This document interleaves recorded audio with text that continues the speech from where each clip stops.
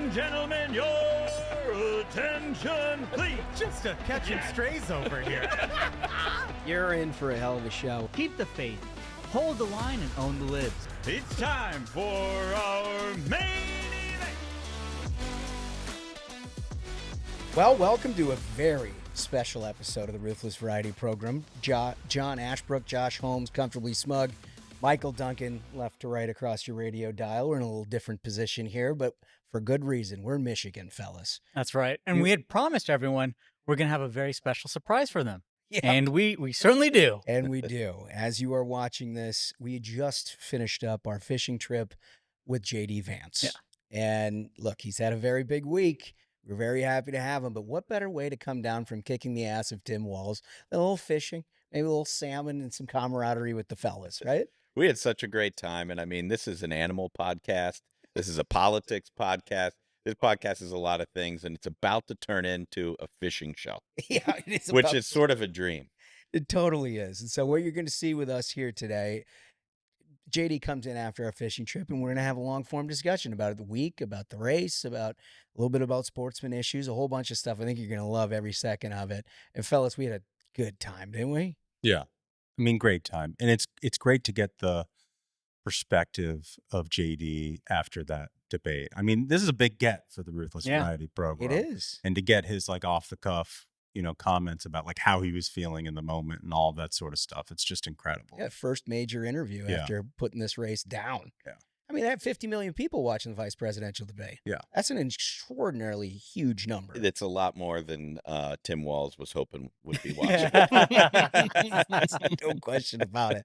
So sit back, enjoy, relax, as this is live to tape at 5 o'clock. But we're hoping to stick around. We got some travel arrangements, but hopefully we're going to be in your YouTube comments and being able to answer any questions that you have as you are watching. So thanks for joining us. Well, look, we've got a really special guest here, and it's been a big week for the man. But we just had a fishing trip. JD Vance, how are you, sir? I'm good. How are you guys doing? I'm excellent. We had some fun out there, didn't we? We did have some fun. We didn't catch any fish unless you count the frozen dead fish got that Smug caught. But no, it was really fun. We took, as I'm sure the clips will show, we took my 4-year-old out there, and I was actually really curious whether he would have fun or just be like, what the hell are we Get me doing? off of this He thing. loved it. Yeah, he was having a good time, so it was good. Well, it was nice that these guys tried to cheat their way into victory by having frozen fish reeled up. So at least your son could see fish. Well, I mean, my first thought when I saw the fish being reeled was like, it's not moving. Is it normal for a fish who's just gotten caught? Like, Early morning. I've caught enough fish to know that normally they fight at least a little bit. Yeah, like maybe early maybe morning, fish it was a are all cold drunk lake. or something. But then I was like, there's no way that they would throw a ringer out there, that they would bring a dead frozen fish just to win the fishing competition. But I clearly overestimated. We didn't really have a choice. We had everything short of a carrier group out there, for security. Yeah, no, I think in our defense, as our skill as fishermen, I think it's probably hard to catch a fish when you have like An armada? like a literal armada floating around. We're like Kalamazoo River, right? And the 45-foot Coast Guard boat with a saw machine gun. Yeah. It was like Pretty cool to look at. Yeah, it was very cool to look at, but it probably didn't help the fish. So anyway. Well, listen, I mean, I'm glad we could get you away from things just for a moment to try to get some clean air and whatever. You had a very huge nice week with a absolute butt kicking, I can say it so you don't have to, of Tim Walz on the VP debate stage.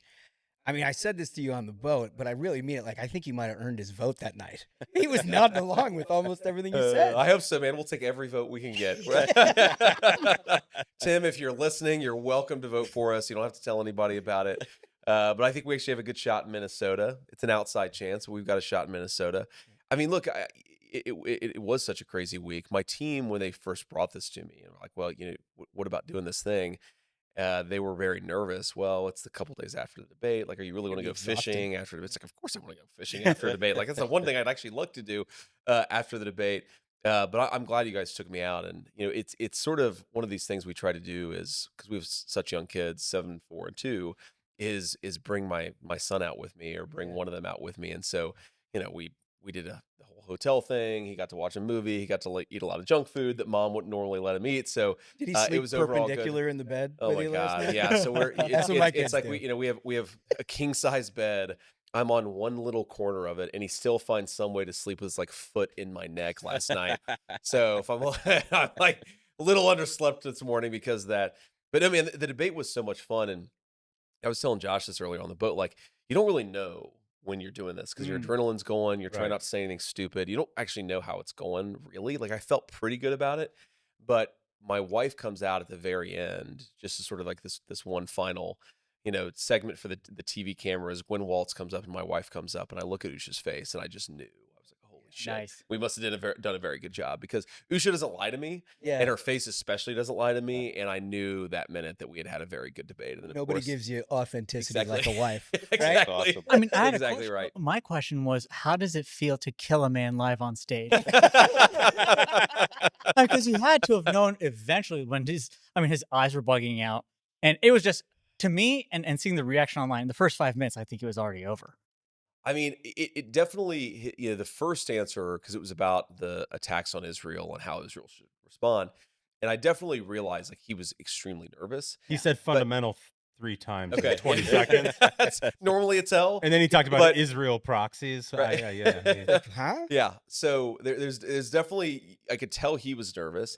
But again, you can't really tell how nervous, like how you're doing, because I'm nervous as hell, right? Yeah. How Really? bad- yeah, oh, absolutely. Like I get nervous at these things, and so you can't really tell how it's actually going. Like I didn't think that I had said anything bad. I thought that I had said, in fact, a number of good things. So I did feel pretty good about it. The one thing I didn't realize, this thing that's gone super viral of me kind of doing the Jim from The Office thing of like Yeah. looking into the camera. It's That's what I was thinking. Is like, It's you have to because- have known, like, can you believe how easy this is? But it's because I wish I could take credit for it, but it's because I guess the timer is right by the camera.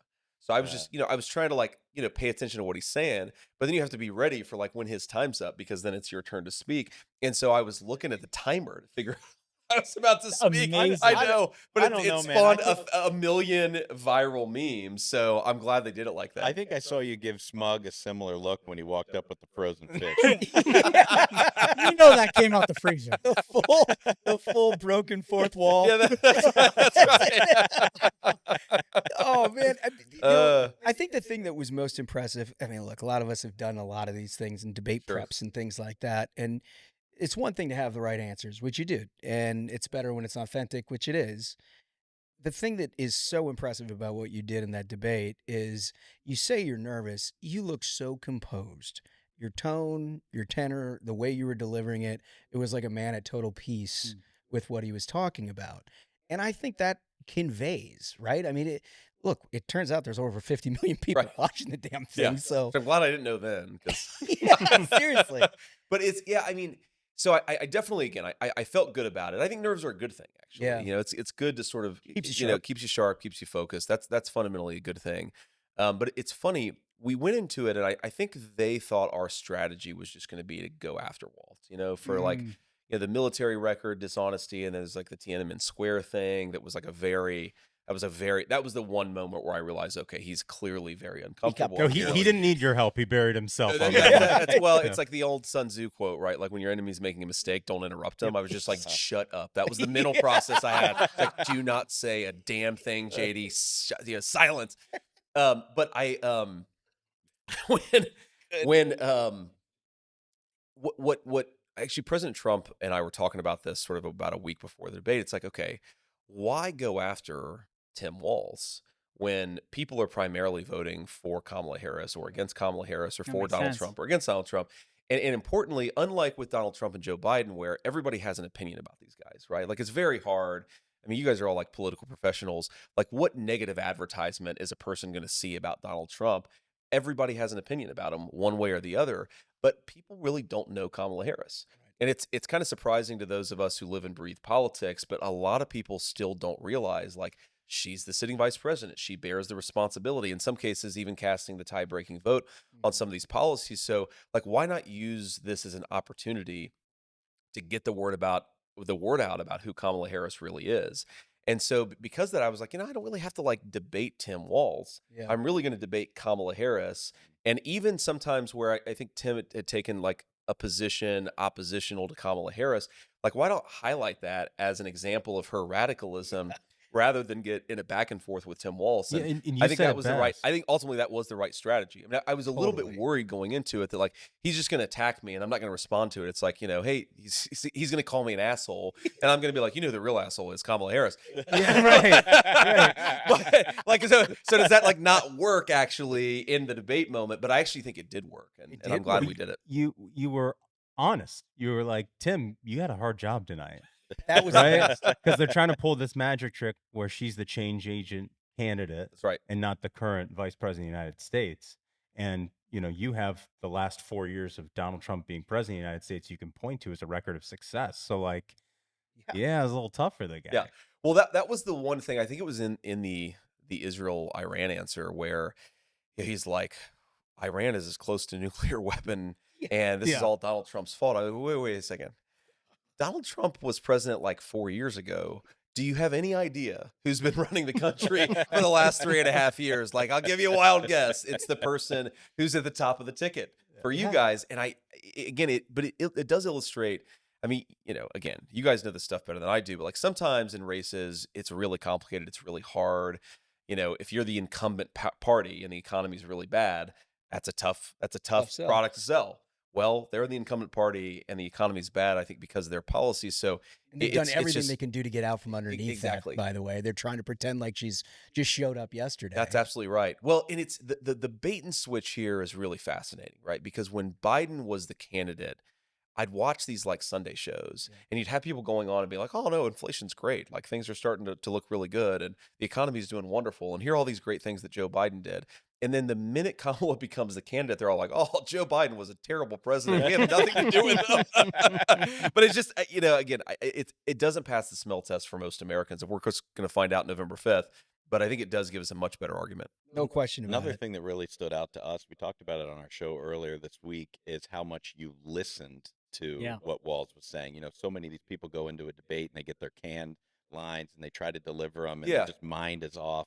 But you were so well prepared. You knew exactly what you were going to say about every single thing that you were able to listen to him and interact with him in a way that I think stood out for a lot of people. Yeah.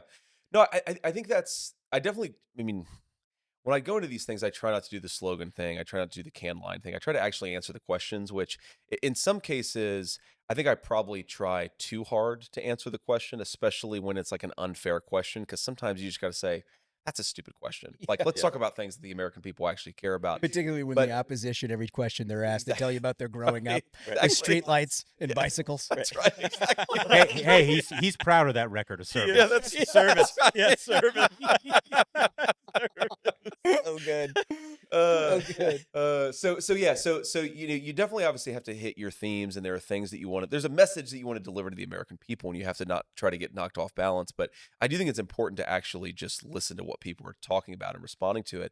And I think it's one of the things that people really are turned off by with Kamala Harris, right? It's like, what is your specific plan to solve the inflation crisis? And it was like, oh, I grew up in a middle-class family, or, I worked at McDonald's and I was really good at making the hash browns. It's like, what the hell are you talking about? Can you imagine like ordering a sandwich somewhere and they're like, well, I live in a middle-class family and I'm from it's like, just give me the bologna sandwich. Right. Yeah, so this is a Wendy's. But it does, I think it does drive home that just being responsive is just a breath of fresh air in politics in the 21st century. And so I definitely just, I try to do that.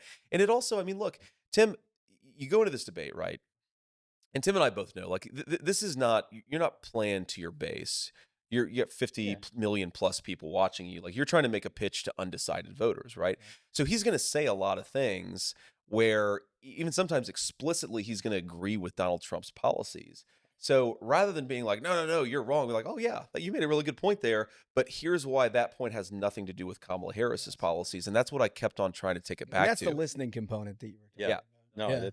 it really stood out. No, I appreciate you guys noticing that, because that's definitely something I try to do when I do these things, is just actually listen, have a conversation with people. Like normal humans. Yeah, like normal humans. Yeah. Right?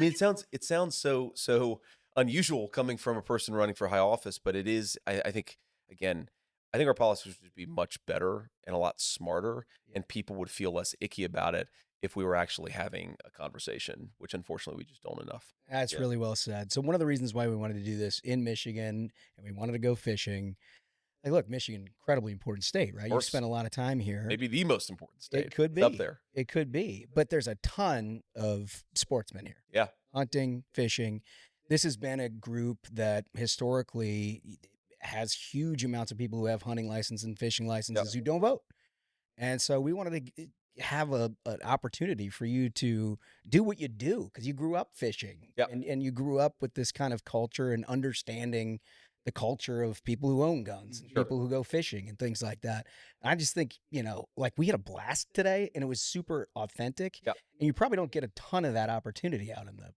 No, I mean, it's one thing I love being out on the campaign trail, but you do get precious few opportunities to interact with like real human beings, right? And we're talking with Joe from the Safari Club, and of course, the folks who actually were running the charter company that took us out today, and just hearing about the challenges of their business, like, oh, fuel goes up by a huge amount, and now all of a sudden a fishing charter that would have cost $500 now costs $1,200. Like, that crushes their business, and it's of course great to be able to hear those stories, but just on the fishermen, on the games and like issue, like, I think something people don't fully appreciate is, especially far lefties who pretend to care about the environment, is they assume that these guys just want to take from the environment, right? They want to kill every animal, they want to get every fish out of the lake, and they want to take them home, and they don't think about conservation, when in reality, the people who are hunting and fishing, they care the most about conservation. They care about the balance, I think, more than people who never spend any real time in the environment. And we were talking about this a little bit. I mean, it's an issue I learned totally for the first time about, is that when Donald Trump, his first administration, they were trying to take the gray wolf off the endangered species list, right? And okay, the reason is the gray wolf population in Michigan has now done very well. It's kind of stabilized, right? The problem is they're trying to get the moose population up, and the courts have made it impossible for them to take the gray wolves off the endangered species list. So you've got the wolves that are like fishing in a barrel can just go and obliterate the moose population, right? I'm not like, I'm not like a strong moose partisan, but I kind of like the balance. And It's a big moose guy. That's right. Kind of a bull moose party kind of guy. But the thing that is crazy is these guys know better than anybody that if you want to protect the natural environment, you've got to preserve that balance. So we were in a season where we needed to protect the gray wolves. Now we're in a new season where we need to protect the moose, and you need a government that's responsive to that conservation effort, and you just don't have that. No. And so, I mean, look, if you're listening and you're a hunter or a fisherman, like, we could do a lot better. And I think one of the things that we'd like to do is be the kind of administration that actually listens to the people who are most connected to these problems and has a pragmatic approach to this stuff. Not, we're going to protect the gray wolves at all costs, such that the moose are being decimated. Or even, we heard one of the guys tell this story, and I think he had read it on the news. It wasn't a personal story, that somebody, like, some kids were out hunting ducks or doing something, and like the gray wolves set upon them. And it's like, holy shit, now we have to deal with gray wolves. Like, again, protect the gray wolf population, but within reason. And unfortunately, you just don't have an administration under Kamala Harris that ever operates within reason. No, because it's like Brooklyn lefties that are pretending to understand the woods. Yeah, that's exactly right. Which is like, it's like anything. Drop a dozen gray wolves in Prospect Park in Brooklyn, and these guys will get very serious about the gray wolf population. We got a big wolf problem, folks. So I imagine, look, your schedule is going to be jam-packed here. Nuts. Yeah. I mean, I think you were saying you've been in like 7 states in the last week. Yeah. Something like that. Yeah. I mean, I'm trying to think. I feel like we normally hit the battleground states about every one of them. Sorry, we hit each battleground state every other week or so. And then obviously me, just because I'm closer, but also because, we're sort of really making a play for Michigan, Wisconsin, Pennsylvania. I'm just in those 3 states all the time, right? Yeah. I think, which is sort of convenient. Yeah, it's very given the fact that you live in Ohio. Yeah, exactly right. So it's a short flight. You can hit a lot of spots at once, and then obviously, we're actually, if you think about the campaign, I think we feel very good about the Sun Belt. I think the Rust Belt, we've got a lot of work to do. And that works out too, because I like being here and it's a beautiful time of year to be here. So yeah, I mean, we're seeing the entire country in a totally new light, and it's one of the coolest parts about running for vice president. We were talking about this on the boat, is you see the country from a perspective that you would just never get to see it from. People always ask, like, how are you doing? The schedule's really tough. And, like, I'm honestly having a great time. And the fact that I get to bring my kids with me on some of this stuff is very cool, right? But honestly, when I ran for Senate in the state of Ohio, Patrick's sitting right back there. I'd ride around in Patrick's used Subaru, driving 5 hours to Youngstown and then back to Cincinnati. Now I fly around in 737 with my kids. Like, it's a much easier life to run for vice president, actually, than it is to run for the Senate. So you're never going to hear me complain about it. So that was a question I wanted to ask, is you'd mentioned earlier how much your life changes after President Trump picked you to be on the ticket. Yeah. What's been the best part of the trip so far? It's definitely just seeing so many different parts of the country in rapid succession. So my wife and I, actually, we keep this list both for ourselves but also for our kids, like the 50-state list, right? And I think Usha and I are both in like the mid-40s, right? There's some states in like the Dakotas and then Alaska, Hawaii, and it's both of us have to go. Like, I've been to Montana, but she hasn't. She's been to Hawaii, but I haven't. So it's states that we go to get together. Like, the kids seeing the country from the perspective of like a 7-year-old kid, right? Who flies into Wisconsin. It's like, this is so beautiful. They have no idea what's going on, right? They have no idea. I mean, our 7-year-old gets it a little bit. So like the best part is, because, the kids have a Secret Service detail now, is we learned from one of my son's friends. His parents were like, "Do you know the kids play this game in school called Boss Man?" And I was like, "No, what is Boss Man?" He's like, "Well, it's where one kid walks down the hallway flanked by 4 other kids on each side." That's awesome. a great game. So they kind of get like that part of it. At least my 7-year-old does. But no, they just, they go in and we go to Wisconsin and we go to the Cheese Castle, and the kids learn about cheese, or we go to the local ice cream spot and they learn a little bit about like the dairy industry, or we go to Michigan and we learn about the cherries, and especially in Traverse City.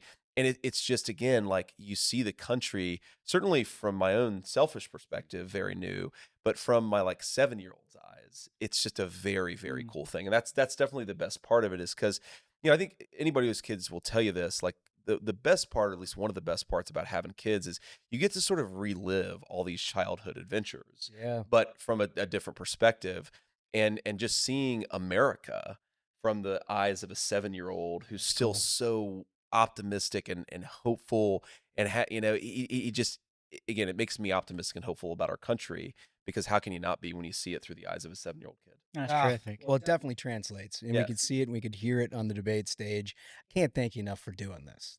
Thanks, man. I mean, this is a blast. It's a blast for us. This is something that came up 6-8 weeks ago. We're like, "You think JD would want to go fishing?" And then Yes. The answer is always yes. Yeah, one of your guys was like, he said, "Hell yes."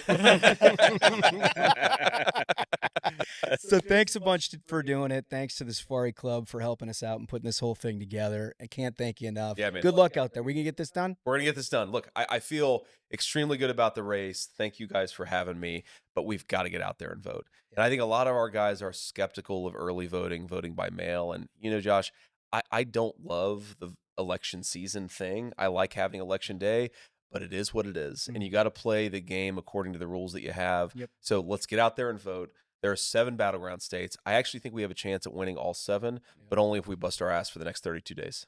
Yeah. Well, I love it. Yeah. Thanks for doing guys. it. So, first of all, what a great guy. Yeah. I mean, you had mentioned it earlier when we were talking about the post-debate performance on our show, of how authentic he comes across, and because that is JD. Yeah. You get to go out fishing with him, you get to hang out with him. That's who he is. It came across during the debate, and that's why so many people liked it. You know why? It's because he's from Ohio. Here we go. Here we go. But I mean, you can't not love the guy. Yep. He's the perfect guy for the perfect job at the perfect time. And I think we're just, obviously so lucky to be able to spend some time with him in Michigan. But the reality is, his message is sort of unique in politics, not just because of his background, but because it's something like, how he talks about America is a nation. It's not just an idea. Yeah. There are actually people here who are depending on a government that's responsive to them. And you haven't heard that in a long time in politics, and so it's kind of the fresh take on leadership that people are wanting right now, I think. Yeah, I mean, there's an old saying in politics that's the coin of the realm is authenticity, and once you learn how to fake that, you got it made. And it's a joke because you can't fake authenticity, and that's, I think, what comes through, and I think that's what came through in our fishing trip. By the way, fellas, did you stack the coolers full of salmon? That's a misconception. It was a cold morning, so the fish were very cold. It was early; they weren't ready to give much of a fight, but we got the job done on our boat. You're gonna see, because we're gonna have the full fishing content for you next week, where you can see exactly what it was that these idiots were up to. But then we had a fishing competition, and they cheated. Most secure fishing competition in history. Okay. So that was a little bit of a daunting part of it, is that we came down here in the dark at like 5:30 in the morning, and there was like 1,000 boats out there. With once the sun rose, you saw there was like 40 gunboats and about 1,000 people with machine guns. with helicopters going over top. Yeah. I don't know if that did anything to scare the fish. But Maybe. It couldn't have helped. They didn't expect like a carrier group at 6 in the morning. It's always important to have a backup plan, Josh. We were all used to, including JD, which we were joking about. You're used to going out and like sitting on the water in solitude. Yeah. You know, and like that's the beauty of fishing, is you're there with your thoughts, Right. or your friends or your family or whomever. And it's kind of like the opportunity to unplug. Yeah. And then this experience, you look around, it's like, this feels pretty plugged. feels like we're pretty close contact to just about anywhere, divers and stuff. Yeah. It was amazing. Yeah. But a blast. And I think you got to see, and I think you'll get to see next week when you see just how important all this stuff is to him. You know, it's cultural. Mhm. It's a component that there's a ton of people, hundreds of thousands of people in this state of Michigan. I know where I grew up in Minnesota, certainly Wisconsin, I imagine in Ohio and Pennsylvania, that they make a huge part of their life. Outdoors activities, it's hunting, it's fishing, it's snowmobiling, it's all that kind of thing. And wouldn't it be nice to have somebody that is working in a White House that has any idea culturally what that's that it matters to them. Yeah. Because you can, on a piece of paper, you can be like, yeah, I respect that. Like Tim Walz style, right? Where it's like, yeah, I own a gun, so therefore I understand your issues. Or someone who grew up with it and understands culturally how important this piece of American life is. And that's why it's so important that those people show up and vote. And I love what JD said about, look, I don't like that we have election month in this country now. Yeah. We used to have just election day, but you got to play with the rules as they exist. That means absentee by mail, early vote. All of the people who care about the issues that we talked about with JD got to show up and vote. Yeah, I mean, I'm in North Carolina. I'm going to be voting early. I can go on the website, check that they have it, make sure, because election day, you don't know what's going to happen. Is it going to storm? Is it going to rain? Is it going to snow? You're going to have something you got to go do. Is there an emergency? If you bank that vote early, you know it's going to be there. Yeah, like Northern Nevada in 2022. Right. Snowstorm. Yeah, I don't think about it every day in my life. Unbelievable. Well, look, I'm optimistic about this. I'm particularly optimistic after watching what JD has done this week in resetting this race. We talked a little bit about this on Tuesday and Thursday. Is you reset this race to a point where the choice is, do you like the way things are going, right? Is this economy what you want it to be? Is immigration, the border, what you want it to be? All these things she's responsible for. Yep. Right? You have a chance to get it back to where it needs to be. And I think the choice now has become evidently clear. And you see people reacting. We've interacted with folks here in Michigan and anywhere we go, people are starting to click in. Yep. Yeah. I love the energy. And I mean, I've seen the yard signs out here. Feel like Trump and Vance have a good chance of winning Michigan. Something's happening up here. Yeah. Yes. You know? You feel it. You heard in the interview, he feels very comfortable about where they are in the Sun Belt. If they pick up these states up here in the Rust Belt, it's game over. Yep. Totally You know? game over. And so, I mean, I hope everyone who's watching this is excited, is focused, is going to get out there and vote. And like, we're pretty excited too. That's why we're doing a third show this week and every subsequent week through Election Day. Yeah. It ain't easy. It ain't easy. And by the way, for Wolf and everybody, putting this whole thing together didn't seem like a piece of cake either. No. No. Like you're like, hey, I got an idea. We need like 15 cameras in the Kalamazoo River in first week of Well, October. not to mention we had to get everybody in the phone short of the Joint Chiefs of Staff. You know, it's true. It's true. A lot of coordination went into this. Want to thank everybody behind the scenes for doing it, because it was just an incredible effort to try to get this and capture it for you. You're going to see the full thing next week. But thanks for joining us today, Smug. I think we did it. I think so. Absolute banger of a special episode. Gentlemen, thank you so much, JD Vance. Thank you so much to the Minions for tuning in. Remember, if you have not yet subscribed on YouTube, tell your friends to tune in too. So, until next time, Minions, keep the faith, hold the line, and own the libs. We'll see you on Tuesday. Stay ruthless.